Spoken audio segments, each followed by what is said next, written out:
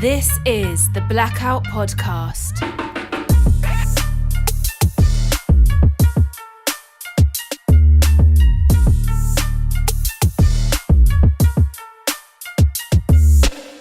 Welcome to the Blackout podcast, where we talk about real life, artists, creativity, and we peel off the surface. And today I'm talking to an awesome artist, just a generally great human being that's responsible for all the amazing artwork around Vandal.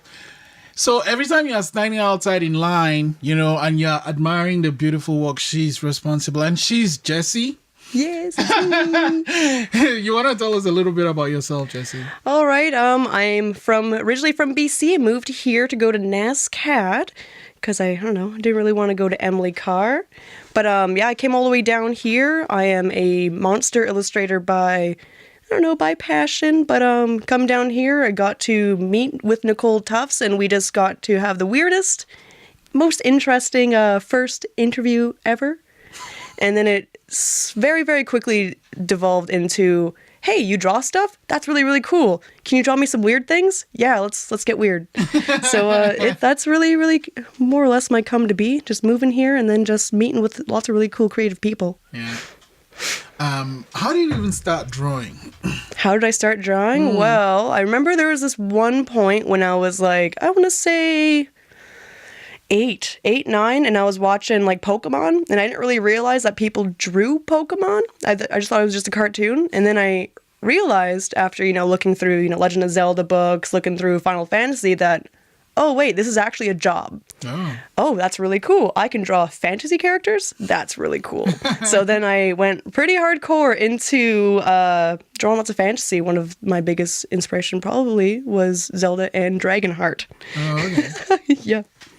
And so you started drawing. When did you decide you were actually going to go and study this? Oh boy, that's a big can of worms. I think more or less the big decision was halfway through middle school, where I got to speak to, not only going into high school, I got to meet Chris Hucroft, which he did have his own art following. He did a majority of sports things, but getting to meet lots of my creative friends that unfortunately not as much in contact anymore because there's middle school and moving across the country is a little bit wild, but getting to meet a bunch of like-minded artists, it kind of brought to light that I could actually maybe get this as a career, especially in the video game world, which is really exciting. And what video games did you start playing? The first games, probably, of course, Zelda, Final Fantasy. Those are my two big ones, especially since my biggest interests are creature and monster design, which is why now I'm a little bit working into From Software's works, which some of their notable titles would be like Bloodborne and Demon Souls. They have pretty scary, spooky boys. Do you ever create your own? Do you remember the first original monster you created?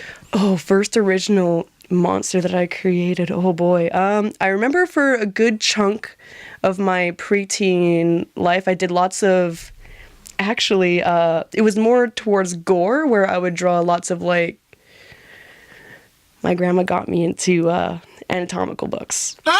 So we have to be grateful for that. Thanks Grandma Kafka, I love you. But yeah, she got me into that. Let's just say I had a lot of middle school teachers be like, are you okay? And I'm like, yeah, no, I really, really like the human body. I really like biology. And they're just like, oh boy, that's a little bit too much for, a 13-year-old to be drawing. But, I got there, which was pretty good. But I'm pretty sure my first thing was a utilities made out of human body parts. What? Yeah. So what things would you... For example, a backpack, which would be, the big casing would be the rib cage. And then you would have the diaphragm underneath the rib cage, which usually holds in all the rest of your stuff and keeps your organs separate from your rib cage. So that would be the bottom part of it, some muscle flaps, some eyeballs, maybe some retractable arms and legs just because I wanted to run around. Who knows? So, Okay, well.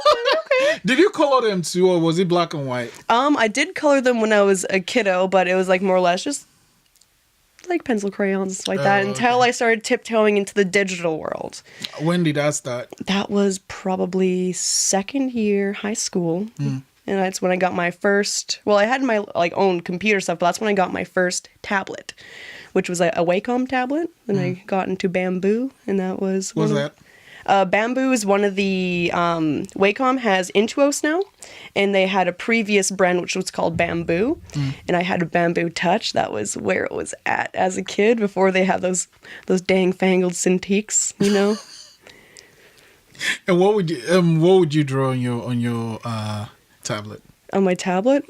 At first it was lots of like fan art, fan work, and then of course it started turning into commissions, which is pretty cool. Lots of stuff wow. that I did a little bit of like commission work when I was a kid, but like none of it was like paid for like real money, of course. It was like I was like on a cool website where you had your own avatars and you could actually draw the people's characters, and I got like virtual money, which then more or less like as in like an adult now, well, semi-adult, I want to say when I was 17, 18, that's when I started doing like freelance, like cash money. Cash money. Do you remember the very first thing you got paid for? Oh, the very first thing that I got paid for. Oh, boy. That's a very, very interesting question. Oh, boy. I think the first thing I got paid for... Oh, there's a lot of things that I've done. Nothing crazy, but I will say I've definitely... It was probably my friend's character, actually. Oh, okay. Yeah. Like, I do lots of stuff for people's, like, more or less, like, not their comics, but my buddy wanted to make a comic with me. Oh, which okay. was, we kind of first started, we made a bunch of characters, and then it didn't really go from there, because going into drawing your own comics, see, that's when you're starting to do, like, 10 finished photos per page, which then payment wasn't really exactly betterly worked out, because Wait, were you gonna work on it together, or did he? Oh, okay, together. Yeah. He was going to be the writer, Like the writer. and he mostly had all the writer, and he tried to do some of the thumbnails, which is a preliminary like layout for most, like whether it's graphic work, whether it's like storyboards or comics, which are essentially just storyboards, which is pretty cool. But it became like very, very When time was this? intensive. That was in second year high school. So here. Second year high school, not university. Oh, okay. If you want to talk about one of the first things that was paid here in Halifax, woo! What was It was a metal poster. Like it was for a band? for a band called 20 minutes to 5. It was 4:20? Nope, 40 minutes to 5. There we go. 4:20. And they got me drawing a wizard using a zombie's head as if it was a bong. Yeah. That was very interesting. Very, very cool. Did they ask for it? Was it a consulting process, or they had that image in mind already and they went? It was actually already in their mind. They gave me a loose base sketch. They're like, this is what I'm looking for. And I'm like, okay, sick. And then I drew it up for them, and they're like, awesome. Oh, I didn't realize I'd have to pay for this much for this. And I was like, well, how much were you thinking? He's like, oh, $20 and a ticket. And I was like, $20 and a ticket, bud. Okay. Cool. And he wanted me to color it too. And I was like, no, buddy. How long ago was this? That was second year university. Which was, it was a few years ago, which is, not bad. Yeah, but still $20 for that. $20, yeah. But unfortunately, lots of the things that I have been finding today with the art economy online especially is that there isn't really a consistent base price that you can start at, because you hear, you'll have some people who don't use art for their full-time job, and there's like $20 for a full body. And I'm like, a full body that's, outlines, revisions, line art, your full color, your shades, maybe some blending. Someone's like, that's about, at least $100. But lots of people, since they're selling them for $10 a piece, lots of the people who are selling commissions often undercut themselves just because they need to get into the more or less keep up with the art economy, but also at the same time kind of like dispel that myth. But then there are people that sell those prints for super expensive prices, though. So how are those? Is it a question that those ones are known? Yeah, lots of it's based upon like how well you're known and also like how much demand you have. So it's like some of my favorite artists, like they can sell one print for like $100 for just one print. But lots of that stuff does go into labor versus, or if it has like gold foil on it, if it has like silver foil on it. What are those? Which is, it's actually super fancy. It's super cool. So essentially when you put gold foil on any sort of like artwork, it's like you actually get sheets of like real gold and you put it right on the picture. You not really iron it on. It's more or less it gets stuck to the image. I think you have to use water.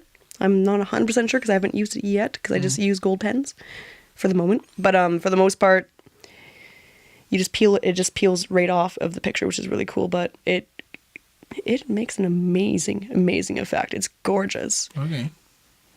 So they make these gold and silver things and they get to price it higher than... Yeah, often lots of the people when you're doing like pricing for like commissions that you would charge per not only hour but of course like with supplies, which is why things are a little bit weird when you talk about pricing for digital art because technically you don't have supplies but you still have all the hours that you do put into it. So lots of the time there's still a little bit of a discourse, a little bit of a like conversation, a little bit of battling for like prices. But again, that just goes back to like how well known you are. And like also sometimes you can charge based upon like how fast you work because there's some artists that I know that can pump out an amazing like high quality work in just an hour. What? Yeah. All on the computer though, Yeah, right? just on the computer. But lots of it's like to do with like lots of hotkeys and shortcuts and stuff like that. Like some people have certain brushes that are optimized to their style, which is like, again, with digital medium, it gets a little bit crazy. Sometimes you'll have one brush that will take your main color and blend it all the way across. Then, of course, there's ones that only blend it just a little bit far. It just depends on how much persistence or how much dilution you have in your brushes. Do you ever create your own brushes? Yes. Brushes are definitely a good thing to kind of get into learning how to make because lots of the time you're able to purchase brushes off of like Photoshop and like all those like sites, and some people actually do have their own packages of brushes that you can use, but that's also, you have to be a little bit careful with using other people's brushes because technically they are copyrighted still. So unless you purchase them like monetarily, which would go into like commission prices if you have to buy a brush. But making your own brushes just means that you can 100% utilize your mark making as well as just get the look and image that you want, because based upon certain brushes you can have different textures per brush. Very interesting. The thing about, so what do you use Photoshop or? I use Paint Tool Sai actually. What was that? Paint Tool Sai is a Japanese like program that they do have some English ports now. It is more intuitive towards illustration versus what I find Photoshop is, because Photoshop is all-encompassing. There's a lot of things you can do with Photoshop, like besides just painting and photo editing, because then you can get some into curves, which is like wild, and vector and stuff like that, which some people do prefer to work in vector just because you can scale up the picture how big you want or how small you want. You won't get pixelation, which is incredible. Yeah, I know. I know. And I, whenever I ask someone for a photo, I was like, just give me the bigger size, because if I stretch it, it's going to look funny. So yeah, it's great to have vectors where you can stretch it however you want. And tell me about this Japanese thing. I've never heard of it. Oh yeah. No, there's lots of like really amazing painting programs you can use. Like lots of people are starting to go towards Open Canvas Studio, which was formerly called Manga Studio, where they do have their own built-in perspective tools, which is very, very useful, especially if you can't put like a ruler on your computer screen. You can press like shift keys, but certain programs don't have the intuitive tools that Photoshop does, which is why Photoshop's amazing. Photoshop's super cool. You can do some cool shortcuts where if you click here, you press shift, then you hold it and you click over somewhere else, straight line. Amazing. Amazing. But Paint Tool Sai doesn't do that. So unfortunately, So when you draw straight lines, you're actually drawing them out? for the most part, when you're using straight lines and that, they do have a line drawing tool, but you have to kind of eyeball whether if it's straight or not. And for the most part, doing it enough, you do kind of get an idea, but it's more or less just using other points of your canvas as like reference points. So what tools do you use to work on with now? With now, well, besides Paint Tool Sai, I do have like at least 3 or 4 brushes that I like to rotate in, but it depends on, I don't know what look I'm trying to get for my images, but primarily right now I do work in multiple layers just so that I can have most of my colors separate, especially if I need to do any sort of like hue adjustments. What are those? Sometimes, depending on the type of computer screen you have, sometimes you'll have a different light output coming out of your screen. So I know when I first started my digital work, I had too much blue coming out of my screen. Okay. And what happens with blue is that it neutralizes orange, which made one of my pictures of a white guy look like Donald Trump. Yeah, I was like, oh yeah, I finished my picture, and then I put it on my phone because like most phones have like a better white balance just because, you know, people are looking at them several times a day and it has like a lot more like just better pixels. But yeah, I looked at it on my phone and I was like, oh, that guy's straight up orange. Oh boy, okay, oops. So yeah. In that case, how do you fix it? How would I fix it? Most of the time, you would actually have to have a secondary computer screen, especially if you only have a laptop, because laptops you can color correct them, especially if you have like an outsourced program like Spider, for example, which is like a mount that you put on your screen. Oh, I've seen one of those. Yeah, and it adjusts depending on how much light you have in the room, and then also it like looks at the hues on your computer screen as well, just to like better adjust it so you can have like the most true color. Yeah. But even then with laptops, you'd have to like change it all the time. I remember I was working as an editor at this museum, and they have all this money, right? So they had Best Buys. What do they call their technical something squad? Geek Squad. Geek Squad. They had the Geek Squad come in and color correct all the screens. It's just a ton of money. Yeah. And all the guy just put that funny thing on the screen and he pressed buttons and that was it, and it was okay. But to me, it didn't make sense to me because whatever, I don't really color my images. I just use them as they come out. But we had a graphic artist that was going nuts. This is the best thing that's happened since blah blah blah blah blah. So yeah, I guess it's a big deal when that happens. Yeah, no, super big deal, especially for like most graphic artists, because I know sometimes if you want to get really wild into the color, you actually get people to like hand you like the Pantones, where they will give you So, the like, the actual number. hex code. Oh god! And then you'll type in the hex code, you'll get the exact color, and you'll be like, you want Vandal green? This is Vandal green. That's all you're getting. But yeah, no, it's pretty interesting. And yeah, so Vandal, how did that start? Oh boy. So I was actually at that point when I was first started on with Vandals, I was working 2 creative jobs. I was working Freak Lunchbox. I worked there for about 3 years. And then I was finishing up, I think, 8 months at Discovery Center. Actually, there's reverse. So the first one was Discovery Center. Yeah. How did that one start? That one, I needed a second job when I was working at Freak Lunchbox. So I jumped onto there. And I knew somebody who already formerly worked there. And, you know, everything was cool. The first few weeks when we first opened, it was really busy. So that was really fun. But during one of the, actually fun story, one of the staff parties, I brought one of my sketchbooks, and there was like, oh, whoa, your front desk, but you can draw. That's crazy. Do you want to design some tote bags for us? Yeah, absolutely. So yeah, I got 2 tote bags in their store right now, which is pretty cute. That's cool. Yeah, I'm really excited. I will be doing a 3rd one for them, but right now that's just in discussion because they want to figure out because like right now the 2 bags that I have done are in reflection of 2 of the things that they have inside the center, so they're just trying to pick the 3rd one. Oh, okay. Right now, so it's like there's lots of things in there so far, so just awesome. betterly pointing me what they want to portray, which is pretty cool. Okay, so then Freak Lunchbox, Discovery Center, then Vandal. And then Vandal, and it's been Vandal for quite some time. And how did that one come about? For that one, when I was having my interview, like I just sat down, just like point blank, and it was probably the quickest interview that I've ever had. Because essentially the cool thing about Vandal Doughnut is that they know that they can train workers, that you just can't train personality. Because the big thing that we do find in most of the successful businesses in Halifax is that you have big personalities. So it's like thinking about how successful Freak Lunchbox is. It's like lots of us there who did work there were super encouraged to get to know our customers, super encouraged to, chat, have fun, smile, and, just be a little bit weird.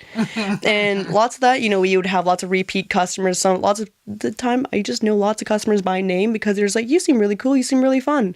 So coming from that creative place where, it's like happy, very creative. We all did all of our own candy signs there, which is really cool. Cool. I have a massive folder of them right now. So because I need to bring them all home because I drew my cat on all of them. But so anyways, going there, having a cool conversation. The two things that I think stuck out to Nicole was I'm a pretty cool illustrator and I have this cat and I'm really crazy about him. Yeah, your cat. Yes. Your cat has no hair. No, he doesn't. His name is Mortimer. I call him Meh. And yeah, he's a red and white sphinx. So essentially what that means is that he's a orange tabby with no hair. Yeah, and he has his own Instagram. Yeah. His Instagram is Prince Dorito Waft because he smells like Doritos. When he gets dirty, he's How long have you had him? 6 years. Wow. I've had him since the beginning. He's my son. There's times that I think about it and I'm just like, oh man, yeah, he's 6 years old. And I'm just like, he's gonna die soon. And I'm like, no, he's not gonna die soon. But I'm just thinking about it already. I'm just like, oh no. How long do they live for? Normal cat life, like anywhere from like 10 to 20 years. Okay. Like I want to say like 15 years, if that. I've had cats live 15 to 18 years, but I know it's a little bit far away to think of, but I'm like, it's already been 6 years. I'm like, oh my God. well, you've had an amazing time with Mr. Mortimer. Mr. Mortimer, yep. I love him. I like a photo of him where he has like his winter coat. Yeah. Recently, my friend gifted him a full body sweater. Yeah. It goes around his front paws and his back paws, and it makes him look like a little snow leopard. So I'm just like, look at my leopard, guys. So it's cute. So, and then you illustrate, and then you have Mortimer. You got the job. Yeah. And then what was the first thing you drew for Vandal? The first thing that I did for them, actually, during the first week, it wasn't super busy. I was doing lots of just like pen sketches. The next thing you know, I was like, oh yeah, like I could probably do a logo for you guys. And there's like, what? Okay, well, let's see what you can do. So I sat down and I did a sketch of a logo and I did like the general main digital part of it. Showed them. They're just like, are you serious? I'm like, yeah. They're just like, oh, sick. Well, this is really awesome. Do you mind if we use it for, our logo? And I'm like, yeah, absolutely. I totally don't mind. Like, that's what I'm here for. Sweet. But yeah, so that was the first one. And then I did actually a series of more than 6 stickers. And the big one that really stuck is something that most people have seen is the little alien inside the donut. One. Yeah. He's affectionately named Cloibus. You named him? All of us named him. There was a moment where we're all like just like discussing where it's like, oh yeah, like what? We need a name for this alien. And then Cloibus came out of it. What was the idea behind the whole line?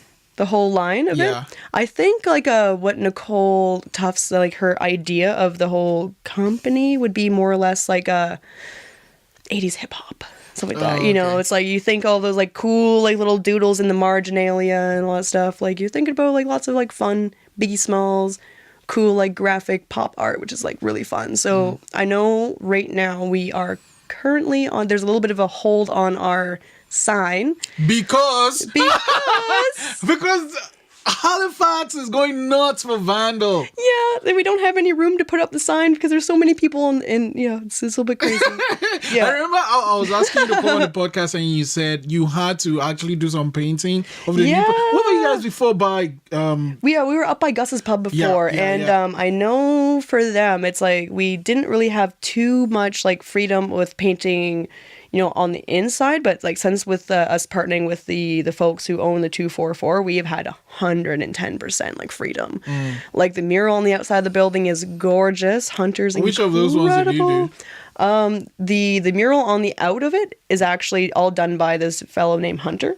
I've done the sign that has been hung up yet. That one is still, it's drying. I'm not sure what's going on with that, but I'm pretty sure hopefully soon. Just so people know who we are when they walk and they see the big donut thing that I see people take pictures in front of. That's all the time. I mean, I take pictures. It's not actually far from the studio, so yeah, it's super, super close. You lucky duck. Get donuts anytime. I mean, yeah. Well, if everyone says, "Oh no, we're gonna get donuts," you have to put that in plan. The thing that actually shocked me was people were out it was a snow day, and people were out lining up to get the donuts. Yeah. And two of our big snow days we definitely did, but I will say that actually yesterday during that big snowstorm, we had a massive turnout because all of our proceeds were going to the Barho family. Yeah. I saw that one. I mean, it's kind of, that's just super sad. Incredibly sad. I cannot imagine as a parent losing a child before your time. So it's like my heart only aches for him, and I've heard that some of his family's going to be coming back over here. Like they're going to be, what I heard is like pushed to the front, and he's going to be surrounded by loved ones, and I'm very happy about that because, wow. Terrible tragedy. But I guess it just shows one thing I love about Halifax. I'm an immigrant here myself, and I've just lived here a few years, and I feel super welcome. I feel like I can reach out to people to ask for help for things. I agree. And when this tragedy happened, the way everybody else came together, pretty much all the businesses in the city did something. On top of a Kickstarter. Yeah, on top of that. On top of that, it's incredible to see how much love there is in this community, which is I have found, because, coming from BC, I will say that most of the people I do meet here, you just strike up a conversation right on the corner of the street, and everybody's so lovely, so friendly, and I really, really like it.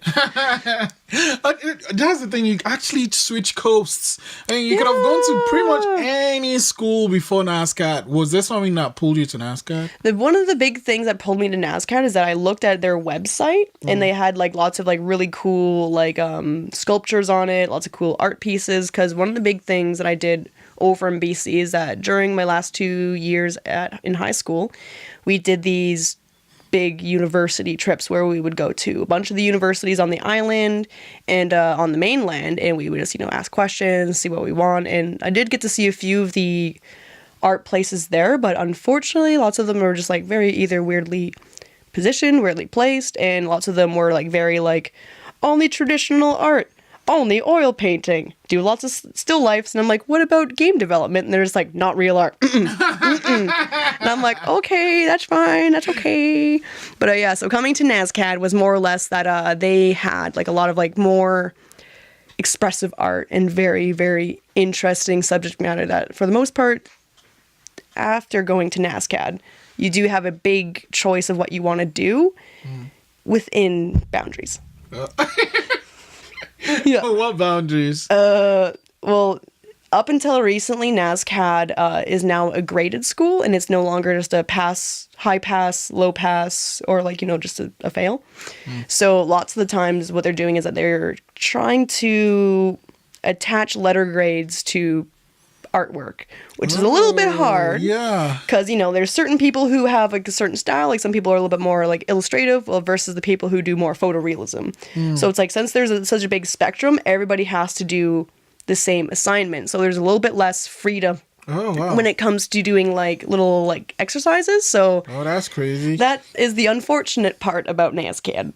That I remember one of my classes, I did 7 self-portraits, and I was like, oh boy, I really don't like looking at myself anymore. So when we actually got the one moment where we got to paint one of our classmates, I was like, oh yeah, what's up, buddy? I was so excited to do that. But they teach you a lot of really great building blocks towards doing what you want to do. But for the most part, lots of it is depending on the people that you get taught by, you do have a little bit of creative freedom. But for the most part, I found it was very suffocating there. Yeah. Lots of the time it's hey, this is what I did, and there's no, this is well, you need to. No, you're not doing that. That's no. disgusting. And I'm like, okay. It's kind of funny. You have a different experience from what Cassie had. Because so Cassie, she was here on the podcast a few episodes ago, and I live with her, by the way. I live with her, yeah. So she came with a dragon, and she was actually marked for that. How I just felt she got marks for that, but you have to do particular things. Is it because of the type of courses you took, or the course that she probably brought the dragon from was the little blue dragon, the stop motion one? No. The actual. Oh no! Her independent study, which was Trico. Yes, that one. The independent study that she made her own puppet through is like a course that she made up herself. Yeah. Because I did something similar, but it wasn't through puppetry. I had to learn Photoshop because there was no Photoshop classes inside of NSCAD. So what did you do for yours? I was learning all the Photoshop tools, and then I was getting some stuff together for Copernicus actually, at the time. Oh, okay. Yeah. What did you submit to them? Pardon? What did you submit to Copernicus? That's a local animation studio in the city. Copernicus, they're the local, one of the local companies right here. And more or less what I was trying to do is I was trying to beef up my background work, because I know lots of the times they are looking for background artists. So I was just trying to update what's background work? Background work is essentially one of the new cartoons that's coming out by them is the Care Bears, a reboot. So it's actually really, really cute, really exciting. So there's a few different departments that you get to work in when it comes to like most animation studios. Like there's layout, there's storyboarding, then there's background. I think there's background painting, and then of course there's animations, and there's the tweening. I think that's like another part. And there's rigging, but depending on what part or what kind of animation you're doing. Okay. So rigging essentially is just making a skeleton for your animated doll so that you can make a move. Yeah.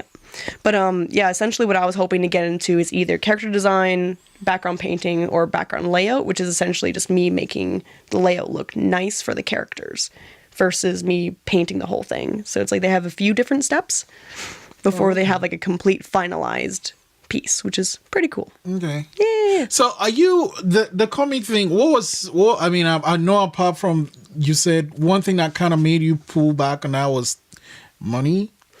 Yes. Yes. So what when you said money, what did you mean, since it was your thing, right? Well, when it comes to doing like comic work, especially if you're doing comic with a comic book with somebody else, is that you have to realize that most comic artists get paid $100 or more per one page. Just because depending on how many frames you have in your comic, you might have, depending on how detailed, sometimes you'll have like just a person's like a profile, and you won't have any background. Then you might have 3 panels that have full perspective, full character, shadows, lots of crazy stuff. So lots of that stuff does add up. So when you think about how much you put into a big piece, like a big comic strip, you might have 5 complete finished, like full background, full character pictures, while you'll have like maybe 3 that are just the character, or just the eyes, or just a door frame. So it's like when you think about how much time and money goes into that, you do have to either make sacrifices for your own career to make somebody else's dream come to life, or if you can have a little bit of both of being properly paid as well as being able to have that much time, that'd be super awesome. Okay, so if you wanted to you say you had a story about one of all these characters, and the movie, you had the story from beginning to end, and it's all great in your head,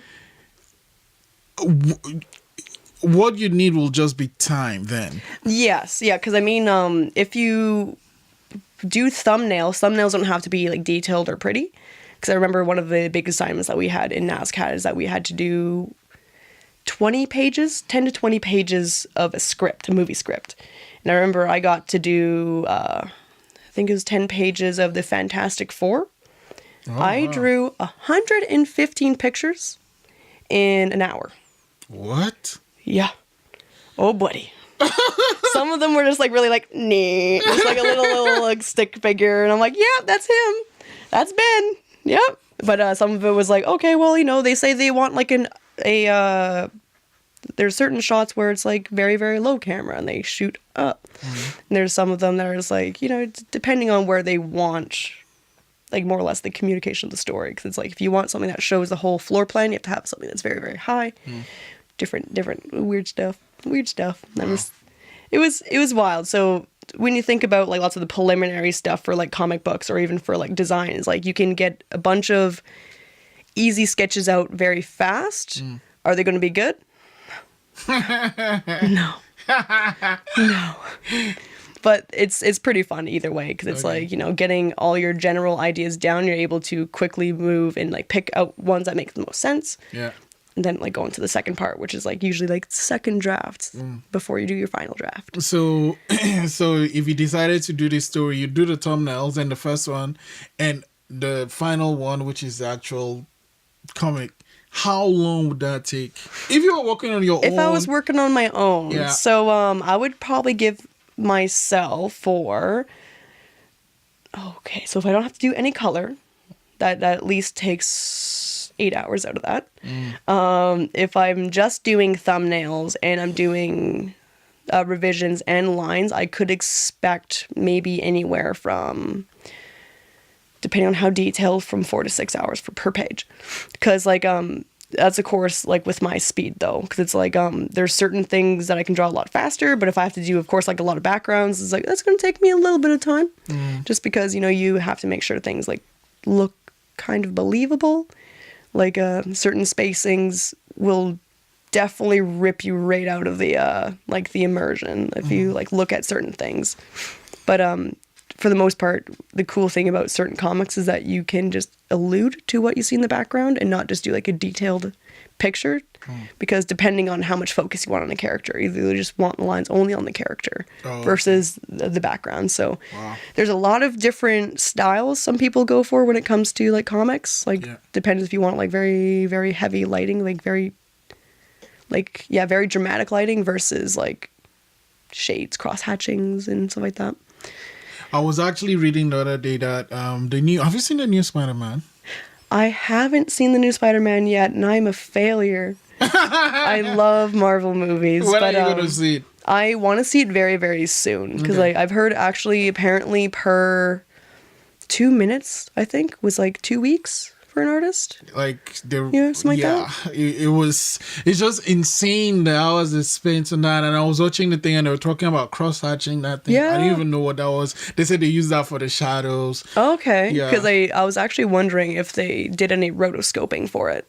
Right. Yeah. But they had at the point apparently they had 177 animators working on this film. Yes. Like crazy. Yes. Yeah. No. But to be fair, that film is really, really good. So here is the thing. Do you want to walk me through some of these guys you What's drew? up? Absolutely. I don't really know where to start. Anyway, I know one of the big boys right here that I'm very, very happy with is this guy. Well, which is just essentially like one of my ideas of a monster is during a thing called Inktober. Yeah. So Inktober is when you're just doing some cool ink drawings for stuff, and this is just something that just came right out of the brain.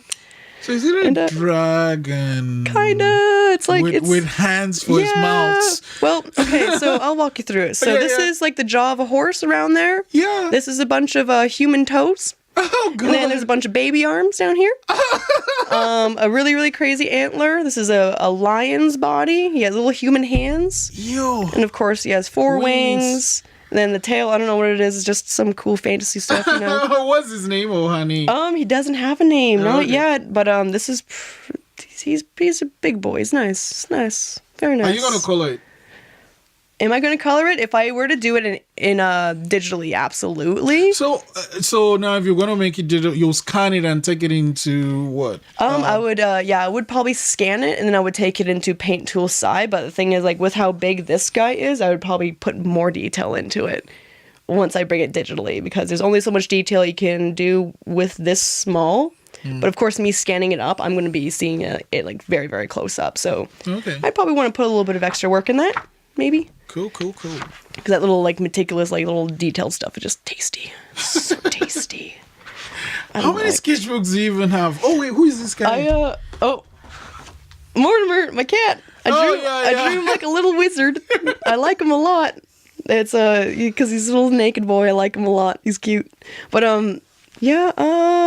I have many sketchbooks. I have actually probably never finished a sketchbook in my life. Oh, okay. I have never finished one because like. So you just get to a stage and just move on to the next one. Basically, yeah. And then like I buy more sketchbooks and I'm like, oh yeah, what's up? I have more sketchbooks. And then next thing you know, I never finished any of those either. And I'm like, why don't you finish one?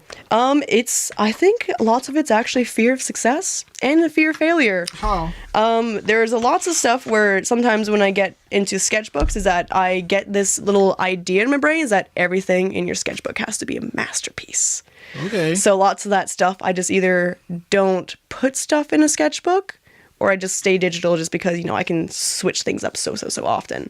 So lots of it's like, you know, I'm worried that what I put in there is not going to be good enough for the sketchbook versus, you know, stuff that I already put in there. You know, it all is a cumulative hours that go towards, you know, me mastering my craft. But I'm like, I want to show people the best.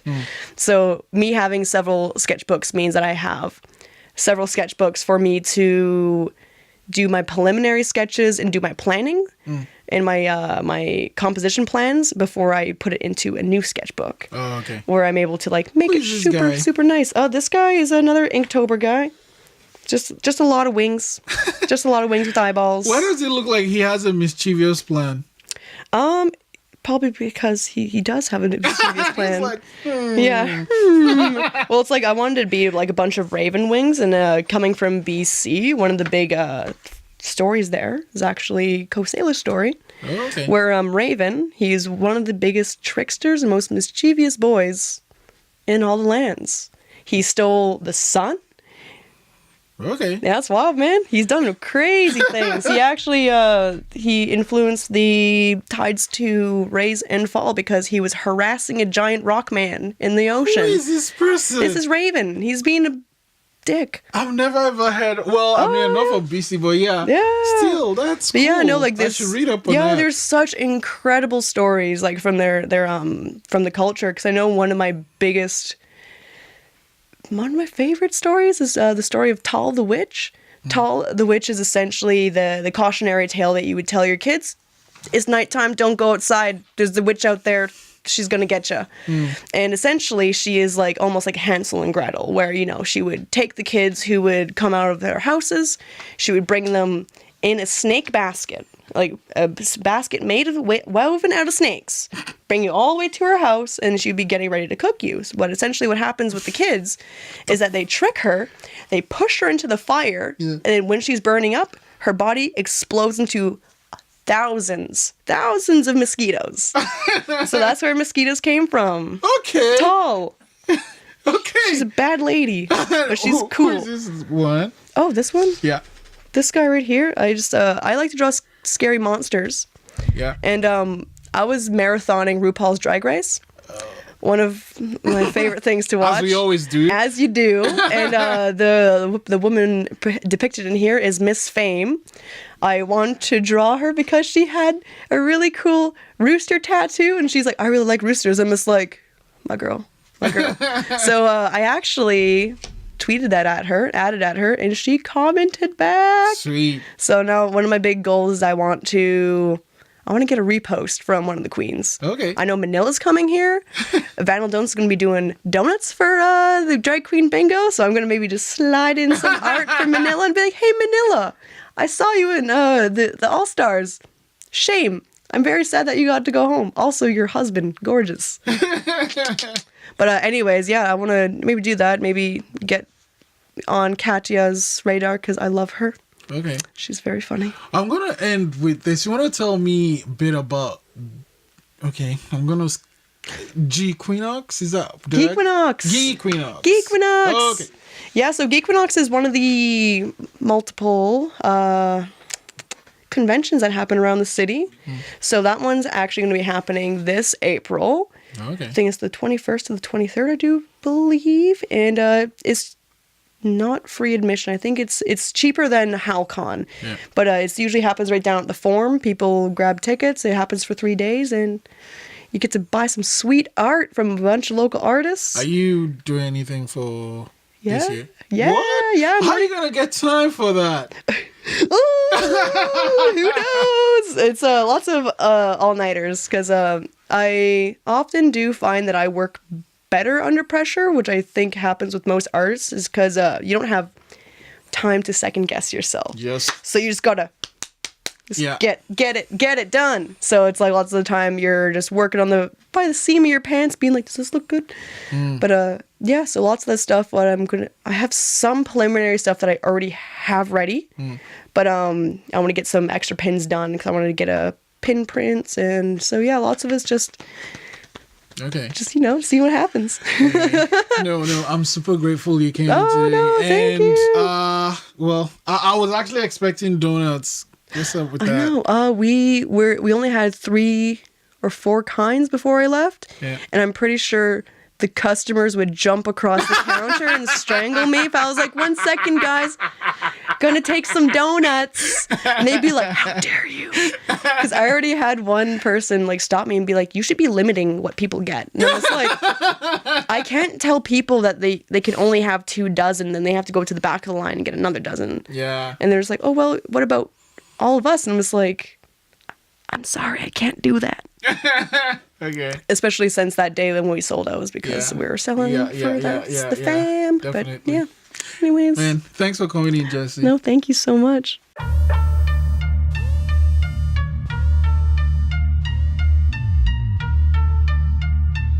This is the Blackout podcast.